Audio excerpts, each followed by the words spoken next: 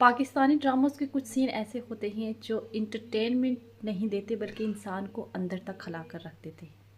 Drama serial हमराही की आने वाली एपिसोड भी ऐसा ही सस्पेंस देने वाली है। आने वाली एपिसोड में कुछ ऐसा होगा जहाँ पे एक फ़ैसला जो मोहब्बत भी है, पागलपन भी और कुर्बानी भी।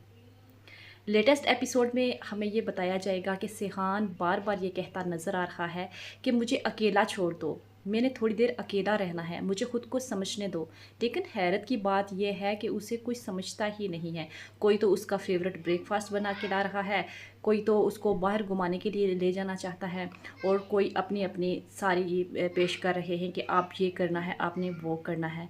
कोई ये सोच ही नहीं रहा कि उसकी भी अपनी ज़िंदगी है। हालांकि जब इंसान इस तरह की बीमारी में मुब्तला होता है या वो उसकी ज़िंदगी के आखिरी दिन चल रहे होते हैं तो खुद ब खुद वो दुनिया की तरफ होता जा रहा होता है। उसे अकेला रहना होता है, वो अपनी ज़िंदगी के हर लम्हे को अकेला सोचना चाहता है।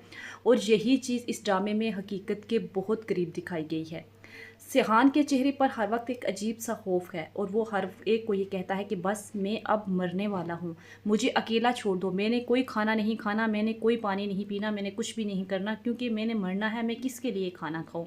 कोई इसके लिए ब्रेकफास्ट लेके आता है तो वो बहुत बुरे अंदाज में मना करता है और उसका बाप अंदर से टूट रहा होता है। सेहान के दिल में भी जो जंग चल रही होती है कोई इसे महसूस ही नहीं कर पा रहा।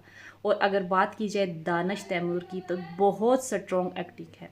ख़ास तौर पर वो सीन जहाँ पे वो बहुत गुस्से में कहता है, आप लोग समझ क्यों नहीं रहे, मेरी हालत नॉर्मल नहीं है। और ये सीन व्यूवर्स को इमोशनली कनेक्ट कर देते हैं। लेकिन दूसरी तरफ एलिफ की जो कन्फ्यूजन है वो भी काफ़ी अजीब सी लगती है, क्योंकि एक तरफ वो पहले ही एक हार्ट डोनेशन की बात कर चुकी है। जैसे कि एलिफ बहुत पहले से ही अपना हार्ट डोनेट कर चुकी होती है, लेकिन आज जब सेहान के पास बैठती है तो सेहान उसे कहता है कि तुम्हें पता है जब तुम गई थी अपना हार्ट डोनेट करने के लिए तो उस वक्त मुझे पता चला था कि तुम्हारा ब्लड ग्रुप और मेरा ब्लड ग्रुप मैच करते हैं। लेकिन मुझे ये बिल्कुल नहीं पता था कि कल को मुझे भी इस चीज़ की ज़रूरत पड़ सकती है। काश अगर ऐसा होता कि थोड़ी टेम्परेरी कि हम एक दूसरे को दिल दे देते तो आज मैं आर्जी तौर पर तुम्हारा दिल ले लेता। जिस पर एलिफ उसे कहती नज़र आती है कि मेरा दिल, मेरे सीने में तुम्हारा दिल ही धड़कता है, मैं तुम्हारे साथ ही जीऊँगी और मुझे यकीन है कि तुम्हारा दिल हमेशा धड़कता रहेगा। अब वो अपनी एक तरफ से कंफ्यूज भी बहुत ज़्यादा है। हालांकि हकीकत में एलिफ भी एक डॉक्टर है, डॉक्टर होने के नाते वो फ़ौरन इस कनेक्शन को समझ सकती है। और फिर एक वक्त ऐसा भी आता है जहाँ पे सेहान के डायलॉग्स भी बहुत अजीब से लगने लगते हैं। वो बार बार एलिफ को ऐसी बातें सुनाता है जैसे कि इसके बगैर वो जी ही नहीं सकता। वो उसे ये कहने की भी कोशिश करता है कि मैंने तुमसे शादी करके शायद गलत किया है, मैंने तुम्हारी ज़िंदगी बर्बाद कर दी है, लेकिन न जाने क्यों मैं तुम्हारे साथ रहना चाहता हूँ, मैं तुम्हारे साथ जीना चाहता हूँ। और यही डायलॉग आने वाले ट्विस्ट की तरफ इशारा कर रहे हैं।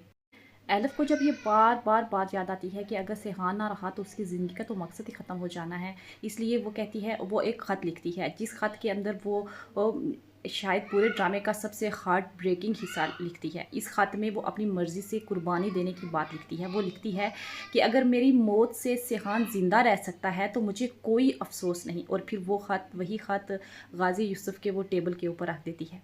लेकिन किस्मत को कुछ और ही मंजूर होता है, क्योंकि इससे पहले कि एलिफ अपनी ये पूरी बात कर पाती, गाजी यूसुफ एक ऐसा कदम उठा लेगा कि जो सब कुछ ही बदल के रख देगा। अपने बेटे को बचाने की शिद्दत में वो अपनी सोचने समझने की ताकत ही खो बैठता है। और फिर जिसके बाद एक ऐसा हादसा होता है जिससे एलिफ की हालत बहुत ख़राब हो जाती है। इसे फ़ौरन हॉस्पिटल ले जाया जाता है, हर तरफ पैनिक फैल जाता है, डॉक्टर्स परेशान, सब परेशान। लेकिन फिर क्या होता है, वही ऑपरेशन शुरू हो जाता है जिस पर पूरी कहानी घूम रही थी, हार्ट ट्रांसप्लांट। सेहान की सांसें वापस आना शुरू हो जाती हैं, लेकिन एलिफ हमेशा के लिए खामोश हो जाती है।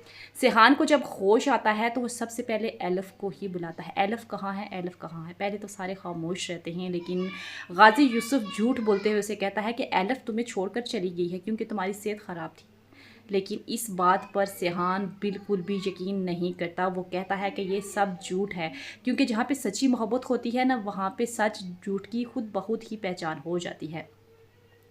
और फिर वो उठता है, ढूंढता है, कभी अंदर कभी बाहर, कभी कहीं वो हर जगह पे एलिफ को ढूंढने की कोशिश करता है, लेकिन उसे एलिफ कहीं भी नहीं मिलती।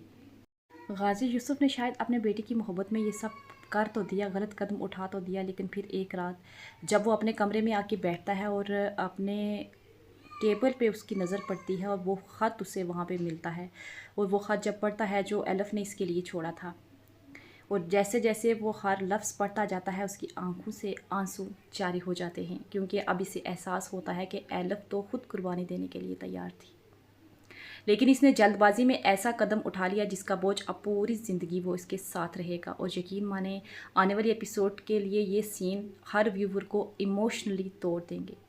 उम्मीद करती हूँ आज की वीडियो आपको पसंद आई होगी, आज का रिव्यू आपको पसंद आया होगा। अगर आपको पसंद आया है तो वीडियो को लाइक करते हुए, अगर चैनल पर पहली बार आए हैं तो ज़रूर सब्सक्राइब करें। इंशाल्लाह एक अच्छे से रिव्यू के साथ आपसे फिर मुलाकात होगी। तब तक के लिए अपना और अपने प्यारों का बहुत सारा ख्याल रखिएगा। अल्लाह हाफिज़।